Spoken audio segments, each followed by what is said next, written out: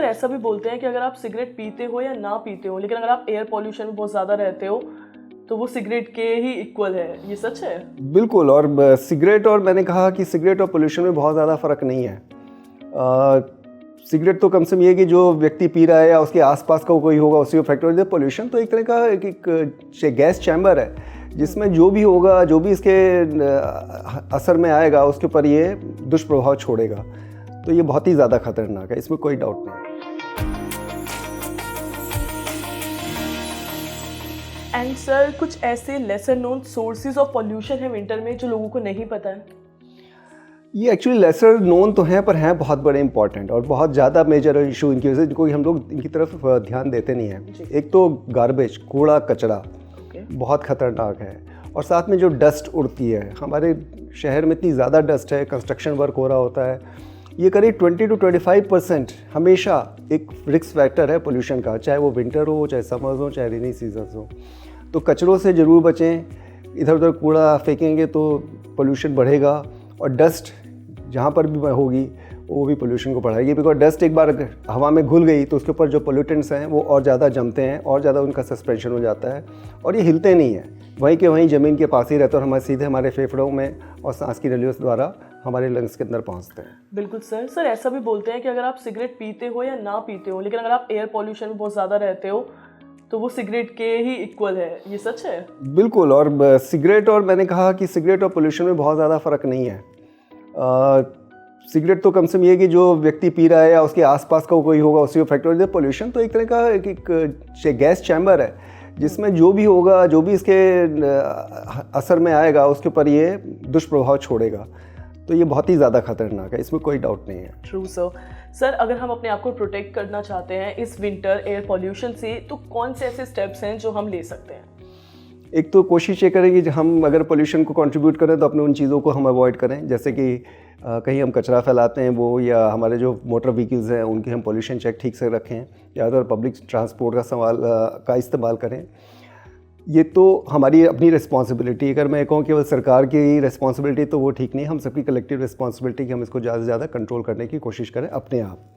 दूसरी चीज़ है प्रोटेक्शन लेने के लिए AQI को मॉनिटर करते हैं। अगर AQI लेवल्स 300 या 350 के ऊपर है तो कम से कम घर से बाहर निकलें, जब बहुत ज़्यादा ज़रूरी हो तभी निकलें। और जो वनरेबल ग्रुप है जिनको मैंने बताया था वो ज़्यादातर इंडोर ही रहें। खूब हाइड्रेट रखें, हैंड हाइजीन का ध्यान रखें, हाथ धोते रहें। अगर आपको कोई इन्फेक्शन होता है, फ्लू होता है, तुरंत डॉक्टर से जाँच करवा लें। और हेल्दी डाइट, एक न्यूट्रिशियस डाइट का प्रयोग ज़रूर करें। एक्सरसाइज बहुत ज़्यादा इंपॉर्टेंट है, प्राणायाम हो गया, अनुलोम विलोम हो गया, ये जो ब्रीदिंग एक्सरसाइज इनको ज़रूर करें। और अगर कोई वनरेबल ग्रुप है जिसको पहले से कोई बीमारी है, चाहे वो हार्ट की प्रॉब्लम है या लंग की प्रॉब्लम है, तो उनकी जो प्रोटेक्टिव मेडिसिन है उनको आप डॉक्टर की सलाह के अनुसार ज़रूर लेते रहें। सर जैसा आपने बताया कि जिनको ऑलरेडी प्रॉब्लम्स हैं उनको सलाह लेनी है और दवाइयों पर ध्यान देना है।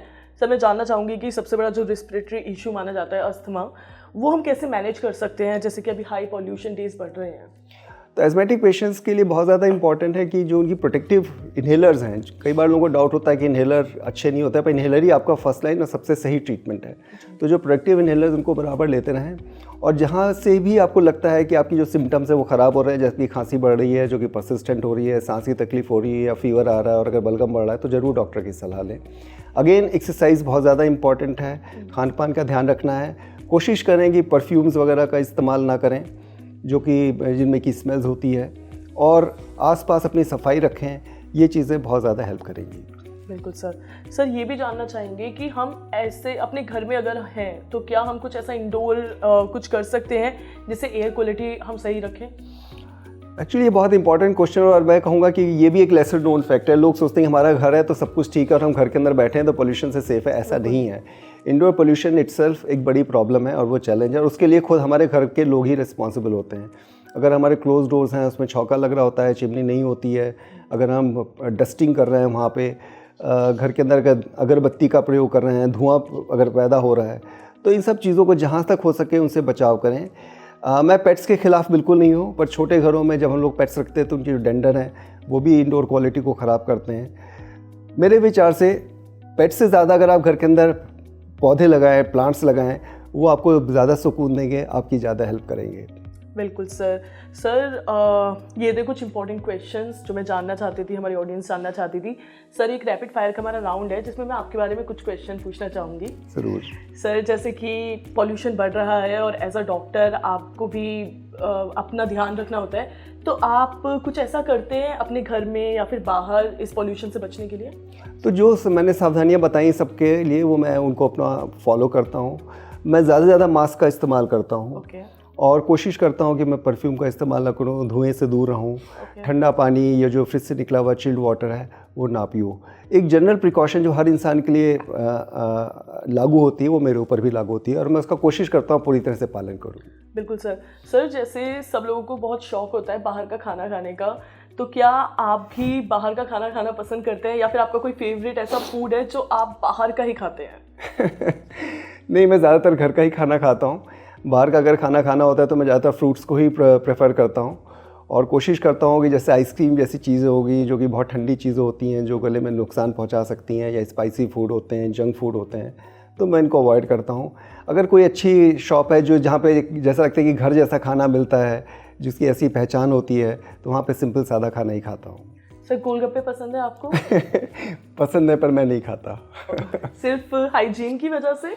हाइजीन की वजह से, पर मुझे लगता है कि ये एक तरह से गले में को इरिटेट कर सकते हैं। थोड़ा सा मैं भी वल्नरेबल हूँ, मेरे अंदर भी कुछ साइनस की प्रॉब्लम रहती है, तो मैं इसलिए पर्टिकुलरली अवॉइड करता हूँ। पर मैं नहीं कह रहा कि आप ना खाएं, पर ये है कि ठंडा ना हो, हाइजीनिक हो और मॉडरेशन में खाएं, केवल स्वाद के लिए खाएं, जम के ना खाएं। बिल्कुल सर। सर, बस जाते जाते अभी आपसे चाहेंगे कि आप हमारी जो ऑडियंस हैं उनको कुछ एडवाइस दीजिए इस मौसम से रिलेटेड, बीमारियों से रिलेटेड। अभी फीवर भी बहुत बढ़ रहे हैं, तो जो आप चाहें। देखिए, ये सारी सावधानियाँ तो लेनी ही लेनी है जो मैंने आपको बताई, पर एक चीज़ होती है जिसे हम लोग कहते हैं एडल्ट वैक्सीनेशन। बच्चों को तो हम लोग अपने ले जाते हैं डॉक्टर के पास, लाइन में लगते हैं, उनको वैक्सीनेशन कराते हैं, पर जब एक एडल्ट वैक्सीनेशन होता है जिसमें फ्लू वैक्सीन हो गया, निमोनिया का वैक्सीन हो गया और जो एडल्ट वैक्सीनेशन के लिए हो गया जैसे कि शिंगल हो गया, तो इन वैक्सीनेशन का डॉक्टर की सलाह के अनुसार ज़रूर प्रयोग करें, इनको ज़रूर लगवा लें। वैक्सीनेशन से आप बहुत सारी गंभीर बीमारियों से बच सकते हैं और अगर वो बीमारियाँ होती भी हैं तो उतनी सीवियर नहीं होती हैं और वो आसानी से निकल जाती हैं। इसलिए वैक्सीनेशन हमारी लाइफ का एक बहुत ज़्यादा इम्पॉर्टेंट एस्पेक्ट है।